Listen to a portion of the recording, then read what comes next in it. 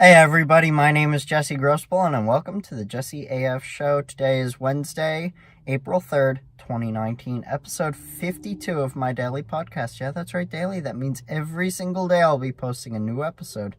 So please check in tomorrow for my next episode. I'm on Google Play Music, Apple Podcasts, SoundCloud, and YouTube. So if you have any of those platforms, please consider subscribing. That way you get notifications for whenever I post a new episode. Today, I'm going to be talking about storytelling. I am a storyteller. I love telling stories, and I've always loved telling stories ever since I was little. And that's kind of what this podcast is about. I'm telling my life story. I love just coming up with different stories from the top of my head. I don't think about these episodes too far in advance. Last night, sure, it was last night that I came up with this idea. But most of the time, it's just the morning of. And I really do come up with everything on the fly. I do not have a script at all for this podcast. And it just comes natural to me. It comes natural to me to talk about myself, to talk about things that are going on in my life, to talk about things that have happened in my life. And storytelling is really the most important part of our society. As people, we are storytellers. We tell stories to everybody, our friends, our family, our co-workers, whoever it is, about our life, just to talk about who we are and what's going on and why we're upset or why we're happy or whatever else it is. And that's just who we are. We are storytellers. And storytelling is a very old thing. Storytelling has gone all the way back to the Stone Age, where people make stories with their wall paintings, and it's really, really interesting. Storytelling has gone through the Egyptian time, where they did hieroglyphics. That was amazing. And stories are at the base of our culture. Stories are so important. They're so motivating. They're so uplifting. And stories can really get us through different times, difficult times in our in our lives. And stories can help us mask the bad stuff in our lives, the things that really are upsetting us or really are taking over our life. And stories really help. That's why there are so many books out there. That's why there are so many movies out there. That's why movies are so successful. That's why people spend billions of dollars on movies. It's very true. And I love stories. Stories are a great part of life. And it's always come natural to me to talk about things, to create stories from nowhere. And I kind of want to tell you guys a story today. Just a random story, not about me. It's a completely fictional story. Out of the blue.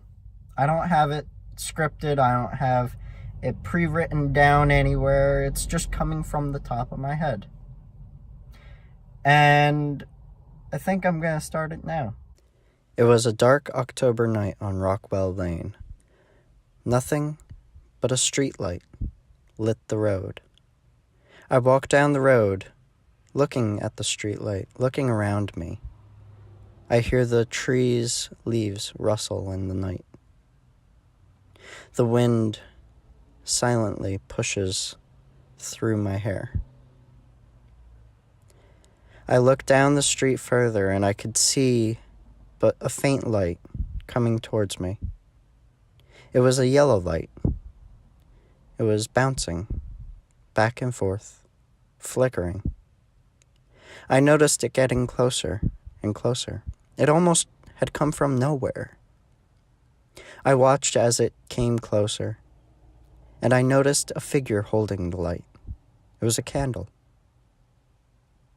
The person was coming closer to me, and they looked eerie, almost as if they were devising a plan for what to do with me. I looked. A cold shiver came down my spine. Looking at them, it was weird. I walked only a step more, and then I turn around and walk back the other direction from where I came. Back home. I walked back home, glancing back every so often, noticing that the light was getting closer as I got further and further away. It didn't seem like I was getting any further away from the light. It was following me. The light was getting much closer than I was getting further away from it. It made me think, what if he does get closer? What if he gets to me? What if he catches me in his grasp? Walking down the road as fast as I can, I notice someone else in front of me. Another yellow light flickering. I stop in my tracks. I look at the light. It's bouncing left and right, just like the other light. I turn around. It's still there, coming towards me, faster and faster. Looking straight ahead from where my home is, that light is coming closer. I have to hide. I have to do something. I quickly dart into the woods. There's a wooded trail that I'm walking down now. It's dark. I can hear some crickets chirping. I quickly the trail, listening to the sticks break under my feet. The two lights are following me. I don't know why. They're just coming closer. I wish they just stopped. I wish they just disappeared and gone away. Not too much later, another light appears in front of me. I look at that light. It's flickering, bouncing left and right. It's the same light. It's coming closer. It's coming towards me from down the trail. Where are these lights coming from? Why are these people following me? Why are they closing in on me? I walk towards that light. I don't know what else to do. I'm almost drawn to the light. Walking down the trail, I step into a muddy puddle. I don't notice how wet my foot got, but I'm soaking wet. All I can focus on is the lights surrounding me. Another light appears in front of me, along with the other light. Both of them are walking towards me,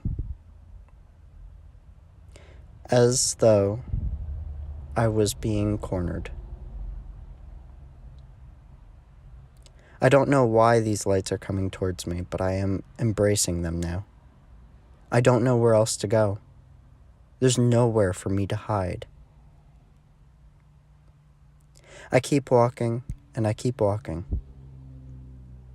I hear the footsteps coming closer to me. I hear their sticks breaking under their feet. I hear sticks breaking behind me. I don't know what to do next. I have to embrace, and I have to try and fight my way out of this. I have to try and save myself. Out of nowhere, I see left and right 2 more lights from either side of me turn on. I don't know what is going on. I am being surrounded. I keep walking until I just stop in my tracks. Something stops me. I don't know what it is.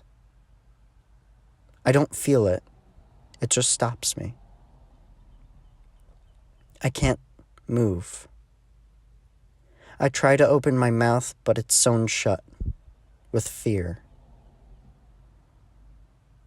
I look up into the sky, and all I can see is the light of the moon overhead. The clouds pass, and almost as if a beam of light came down from the moon, set right in front of me. The lights gather around me. I don't see any of their faces. They almost have no face. Just a head, no face. Fear is taking control of me. I don't know what to do. I'm shaking. It's cold. It's dark. The wind is still. There is no sound. I hear nothing. Looking at the beam of light casting down from the sun, or from the moon, I look ahead. Someone walks into the beam of light. They're holding a book. They outreach the book to me, opening it as they're bringing it towards me. I can't see their face. Their body is cloaked in a red gown. I hear whispers all around me. That's all. Just whispers. No crickets chirping. No owls hooting. No footsteps. Just whispers. The book is open, and I look down at it. There's a quill, and they're holding a bottle of ink. Although this ink is not black, it is red like blood. I take the quill. I dab the quill into the ink. I take the quill, and almost like I can't control my hand, I start writing my name into the book. I don't know why. I don't know what's going on with me. I don't know why I'm writing my name into this book, this evil book of malice. I can't control my hand. I sign my name, and I dot my I's. And as I dot the last I in my name, everything goes black. I hope you guys really enjoyed that story. I know I enjoyed telling it. And I don't know exactly what happens next, but I might just continue it. I hope you guys have a great day, and I will see you tomorrow.